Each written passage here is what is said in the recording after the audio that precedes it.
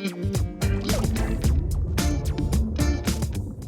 everyone, welcome back to Backstage WA. I'm one of your hosts, Shannon Morrison. And I'm your other host, Kaylin McPherson, and we're here today back again with the lovely Tania Chambers, a superstar producer and owner of Feisty Dame Productions, and we're really excited to have her back to have a little chat with us. It's great to be back with you again. Thanks.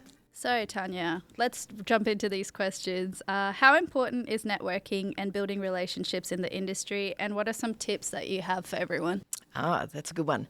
I do think that networking is really one of the most fundamental skills to kind of learn, and the most important thing to say, I suppose, for people coming into the industry is that nobody actually finds it easy. Right, so the whole sense of feeling uncomfortable and thinking it's an industry or a game in which you don't belong, or how do you get in, and how do you actually get the courage to do this, it's not unusual at all. Everybody feels it in different ways, and even though I've been in the industry for a long time, I recently went to Content London, one of the big TV markets, and I felt exactly the same thing. It was completely different buyers to the ones that were in the feature film world. I didn't know the venue, I didn't know, just didn't feel comfortable. And the level of anxiety was really interesting because it was something I wasn't familiar with for many years. But I think there are some really good techniques that you can do. And I think that it's really important for people who are getting in the industry to actually think about this as a skill that you actually learn in the same way as you learn your craft for, whether it's using cameras or whether it's being a scriptwriter or producer or whatever you're doing. So it does come down to doing research and work in the same way as you do for other things. I mean, I keep saying it, you'd never say that you are a neurosurgeon just because you put the name on it. You don't say you're a producer because you just say I'm a producer. You've got to do the work. So what I would suggest is, it depends obviously in which context you're going into, but try and work out who the key players are that you want to get to know. Say, for example, I go to a conference, I'll often go through the list of who's attending, or I'll think who are the key buyers, or so I will actually spend time Googling them, finding out about their latest projects, finding out who they've worked with before. And another thing I try and do is try and find somebody that's some topic or some person that's a connection between us one way or another. So, for me, How to Please a Woman, for example, a lot of people have come up to me and said, I really enjoyed your film. This is what touched me about it, or this is what made me laugh. And so I think try and do some of that. Go to events. All the funding agencies, state and federal, have events. Get on the newsletters so you know when they are.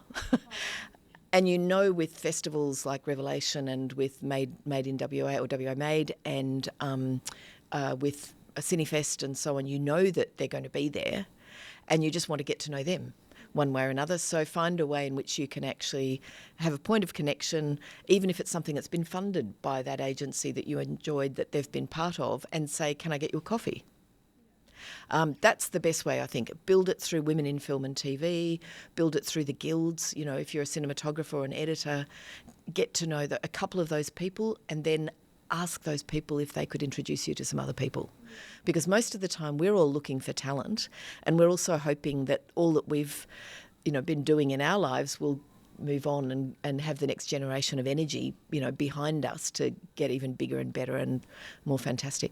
Last time you were on with us, we told you about how we feel like there's such a pressure with social media and the digital age that you have to make it at a younger age. Oh, I haven't stopped thinking about it ever since.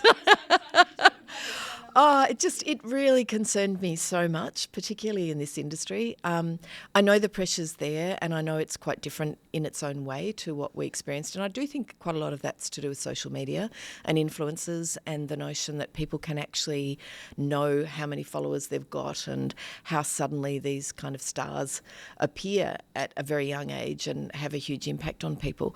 But our industry, above all, is one where people learn over time. And I think when we were talking previously, with sort of this discussion about, for me or for many of us, it is not a linear industry at all. It's not like you say, I want to be a producer and that's what you immediately do, or that you want to release films, or you want to be a cinematographer, or various things.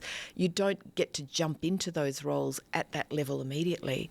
And there's so much that you can miss out on by that stress and concern and anxiety around it, because what we need as an industry is people coming in who are just sucking up knowledge and are keen to get exposed to as much as possible. So I think just be open to where you're drawn to with your interests, be open to the people who are going to support you and are around you, and then just say yes to things and take opportunities and discover what's possible, because there's so much fun in what's unexpected.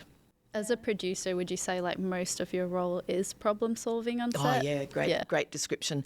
People always say, what does a producer do? And then you have to describe there's about 10 different types of producers and what kind of producer are you talking about? And is it a financial producer or a line producer or, and on it goes, or a creative producer or all of the above. And the funny thing about an executive producer not being the top person, not being the top dog, everyone thinks an executive must be. I think that's the best description, actually, of what a producer does, is solving problems. Would you say having a business background or even like just learning a little bit about business would help someone if they were considering becoming a producer? Yeah, absolutely. Absolutely. And mostly it's because people feel that's an area of insecurity or weakness or lack of strength in their skill set that holds them back.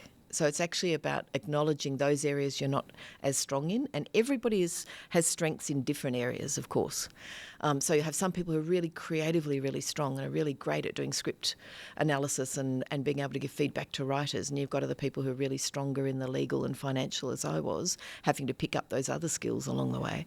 But it's not actually that hard to get across it.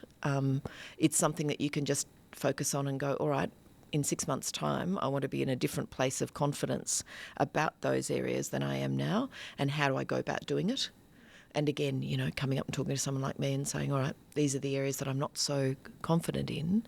Have you got any ideas about how I could actually move that forward? The other one to explain as a producer is that you're actually an entrepreneur and you're an employer. That's the thing that people forget, is actually what shorthand is I say financially and creatively, actually the buck stops with you to deliver on time, on budget and all the rest of it. But when you say to somebody that you're a small business owner, and because that means you've got all of the accounting issues and the tax issues and all that kind of bollocks going on that you've got to look after. But actually as an employer, you're responsible for occupational health and safety, which our industry above all, unfortunately, has come to realise over the last years. But actually you are somebody who is employing people, and you're somebody who's actually, raising millions of dollars to be able to keep this whole ecosystem kind of going. So, with you talking about the next generation as well, what do you think the future of film in WA looks like? Oh, it's an interesting time. I think technology and changes are making it really exciting. I mean, we've already seen with Unreal Engine and digital screens and digital cinema that there's all sorts of things happening, virtual reality as well. So I think from a technology point of view, it's going to get quite interesting. I still think we're a very labour-intensive industry and a very, very much something where you can't really replace people with AI and cameras that are automated and so on so much. But I do think that there will be changes in structures of crews and the way in which people delineate roles. I think that we see in lower budget production that people do actually shift across a range of roles or do multiple things and do it in a smaller scale and sometimes cheaper, but also getting quality from it. I think that might evolve a bit more. In WA, I think we'll continue to grow on our strengths, which is, I think, factual will always be really world-class and strong. There's such a depth now of people who have got the ability to tell really exciting stories through the factual area. In a cinema world, we have evolved in a way that won't come back, so that the role of streamers and online viewing has changed things dramatically, including duration of things. I'm a bit shocked at the number of projects that have been coming through cinema that are 3 hours and so on, because I'm not sure the audience is really wanting it too much anymore. And I think every rule gets broken, but you can see, for example, in the box office, it seems to be splitting a lot more between those massive blockbuster tentpole films. I mean, the notion that, I don't know, what was it, Top Gun was 22%, or was it Avatar was 22% of the entire cinema box office take. That's kind of crazy. And it is a post-COVID world. But I think for independent film, independent feature length, for example, we really are going to see that you get niche audiences that go and see films in a different context, in the way that, like Halo Films and others are now setting up different distribution models. I know that there's, you look at the people who are doing genre, and quite a lot of those are going in different ways as well. Film festivals are changing the way in which we go and see things when they're marketed under a banner together. But I also think the streamers are going to be doing the feature length as well. Clearly we can see that short form stuff, whether it's, I kind of hate the term web series, I don't know why. Maybe it's just because I sort of associate it with things that aren't necessarily huge production values, or quality production values, but actually many of them are now. But anyway, online digital short form really, I think, is definitely going to continue, and the whole world of sort of TikTok content and otherwise will evolve into something else. I kind of love being able to tell a complex story that's got multiple layers and character development and all the rest of it, and I've just got to get used to the fact that that can be done in very short form, not just in the lengthy cinema that I'm used to. I have started to evolve my business and my development into a series, whether it's for streamers. My next one I'm hoping, or will be, for a streamer. And that's partly because I think that's the number of independent films that will be made around the world is for cinema is going to contract, and that's such a heartbreaking thing for those of us who love the screen. Yeah, I did have an interesting experience the other day. So we made the half-hour documentary Making Waves that we released on International Women's Day the other day, and we released that one at the Windsor, and 280 people turned up, and that was really an interesting experience for me as well, to have somebody called it temporal cinema, and I sort of went, ooh, what's that? But I suppose what it means is you've not got a full season in cinema. You've got a special event, or you've got a number of smaller screenings that hit a target audience in a different way. And I suppose it's always been like that, really, where certain projects have had releases like that. But that's really exciting. That notion of you get together with your, tribe, your gang of people who love what you love, and you still enjoy it together. Like, that was a different experience, again, together with all of these people celebrating International Women's Day and celebrating, world champion wave ski surfers, one of whom is 65. But, celebrating these people, but together. And that was a community, a community celebrating. It was a really precious thing. So I might end up doing a bit more of that than I realised too. Didn't really know I was going to end up in factual, but I suppose a great story is a great story. Thank you so much for coming today, Tania. Yeah, You've been amazing as usual. If you want to watch Tanya's movie, How to Please a Woman, it's still streaming on Stan. It is, yep. and you can buy it for like $2.99 or something everywhere else. Everywhere else. Everywhere else. Thank you so much.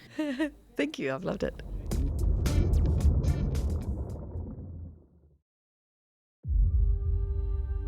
I do believe I was assimilated. I didn't even really realise I was black. I'm the grey fella. And I got that from mixing black and white together. As long as we possibly can, we ought to aim at having a homogeneous population. Part of the idea was to get the fairer kids into the community, blend us in. Then when we hitch up, obviously, with the Wadula fella and the white fella, we're breeding out the black fella in us. I love being Aboriginal. I love it. But then to be 1 foot in both sides. You're spending every day feeling like you have to justify that you're a good person. The more that it got harder for their black kids, the more they dug in for us. Thank you for loving me.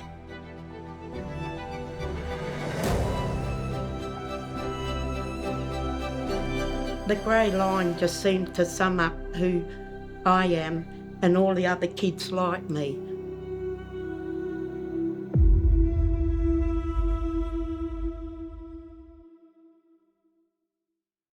My previous film, which was my first attempt at filmmaking, I screened it here I came a few days before the screening just to make sure that it worked, and Ian Hale, who is now my executive producer, he sat down and watched it with me. He thought it was good, and he said, look, I have to introduce you to this Aboriginal lady called Helen. She has a really special story to tell, and I think you should be the person to tell it. Oh, Scott, my son, no, it's been wonderful because Scott, I don't know, we just hit it off, my daughter Kayah and I, we said, oh, this fella just wants to have a yarn with you about your story. And we just met like that and had a yarn and just mulled over the story and that. And Scott's always said, tell me if I'm doing anything wrong or if I'm saying, and I feel a bit shame because I'm, being the Wadjala fella. And I said, no, you're right, Kwobba, because you got my permission. Hi everyone, we're back and now we're talking to Kayah Wills, who is producer of The Grey Line, a documentary which has just been released. It follows Kayah's mother Helen, who when she was a baby was stolen from her birth parents and until she was 14 had no idea about her heritage or her true identity as an Indigenous woman. And we're really excited to talk to you about it today and your experience producing it as well. Hello, thank you for having me. No worries. So, Kayah, this was your first time producing a film. How did you find that experience? It's interesting. My only experience to do with films is being a manager at a cinema, which is what I did a few years back. But it's been great, and I've obviously had the support of Ian Howell and Scott Quayle, who have done nothing but support and put me under their wing and tell me what I need to do and tell me what's expected, because that helps when you're so foreign to the industry. So what was the reception like to the film? There were several sessions I know where you had Q&As, and how did you find people coming out? I know we were pretty emotional as well watching it, and how did you find that? It's beautiful. Look, to be honest, not that you want to see people cry, but obviously that's the impact that the film has on people. It touches people in different ways. And, after our latest screening we had at Luna, I took Mum out for dinner just to celebrate, and she was sitting down eating her mussels and in her own little world. And we had 3 different people come up to us and stop her. And one lady in particular, she wasn't stolen, but she was Indigenous and she was adopted as a young child. So again, she had that removal from her culture, and she understood exactly what the grey line meant. And she cried, and her and Mum hugged, and they exchanged numbers, and they're going to have a coffee and they're going to catch up and talk about it more. The grey line speaks to a lot of people. It doesn't have to just be Indigenous. It's everyone that's feeling that lack of belonging to any space. Yeah, that makes so much sense. Like Helen throughout the documentary is looking for this sense of belonging, and now she's building her own community, I guess, that can identify with her, and now that's beautiful. I mean, it's all she wants, acceptance. Anyone wants to be accepted, don't they? And I guess, she did have a beautiful upbringing with her non-Indigenous family, but she did lose herself in the process of that. She was taken from her culture and her family, and unfortunately people think, like, I still get it, I work as a community engagement officer, and people assume because I'm Indigenous that I have all the answers. I don't. You can't just put me in a space of community and go, okay, Kayah knows because she's Aboriginal. People need to understand that, Mum getting removed, it does affect us as well. Like, it's really hard to explain to people, like, yes, you can look at me, yes, I'm Aboriginal, yes, my mum's Aboriginal, but it doesn't mean I have the answers to everything. It doesn't mean that you can just look to me for the reassurance of, hey, is this correct, or is it, because sometimes I don't know, and I'll be like, okay, I need to ask my mum, and sometimes my mum doesn't know, and then she'll need to ask someone. But I think it's, important for people to understand the bigger picture of being taken from your culture. It's not just as simple as, okay, cool, you're Indigenous, there you go, get on with it. It's a lot to it, and the culture is big, and family is big, and when you're removed from that, it's hard to put yourself back in it. Listen to it, listen to the story, but ask your questions. Be open to asking questions. Like, there's no such thing as a stupid question, and people watching the film want to know more. So to make people feel like they can't ask you something kind of defeats the purpose of why we want to put it out there in the first place. We want people to be comfortable in understanding that actually happened, and it's not generations removed. That's my mother. It's very recent in our history. Yeah, I think one of the greatest parts about the film is how vulnerable your mum is on camera. Was that hard to watch, as being both the producer and her being your mother at the same time? Because she's very vulnerable in that film, and I think that's what makes the story the story. Yeah, I think I can feel that longing when I see her. There's one shot in particular. It kind of just she's in the national park, I think, and it's kind of just zooms in on her face, and you can feel that pain, like, just through that image. And we sat down for a really long time to get to obviously all the snippets in the film, and that process as well was like 3 or 4 hours of sitting in a room with my mum and her just talking. So obviously a lot of things come up in that space, and that was a very big day because there was a lot of emotion behind it. And obviously, you see 28 minutes in a film, but there's a lot more to it than just the 28 minutes, I guess. Yeah. And I feel like it's very important as well, especially in our age, for women's stories, especially people of colour, and especially like First Nation stories to be out there.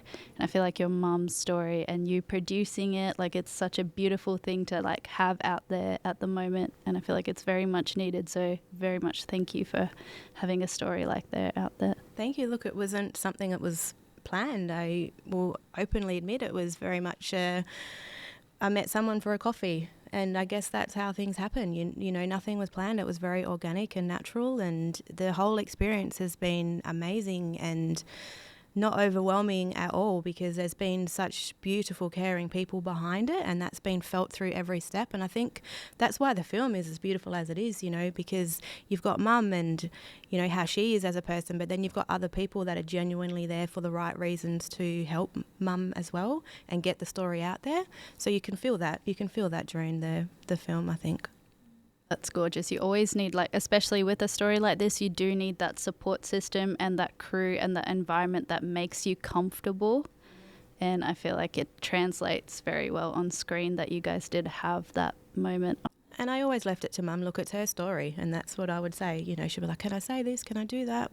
It's mum's story. No one can tell you how to narrate your life. It happened. And, in every step of it, it's like, are you comfortable saying that? And as you mentioned, if you're with people that make you feel comfortable, it helps. So that's why during that filming process, yes, it was 4 hours of intense conversations, but in all honesty, I think that genuinely helped mum. Like, she left there overwhelmed and exhausted, yes, but also, look, it was probably a therapy session. Scott's wife is a counsellor, so it was the whole process was just really nice and calm and just lovely. Yeah. Right now it is available for group bookings at the backlot, and the Grey Line will be hopefully showing in schools as well. I would love nothing more than to have it in schools, and from the very beginning of all of this, it's just been in schools. It needs to be in schools. It needs to be seen. It needs to be heard. It needs to be discussed. It just needs to be heard.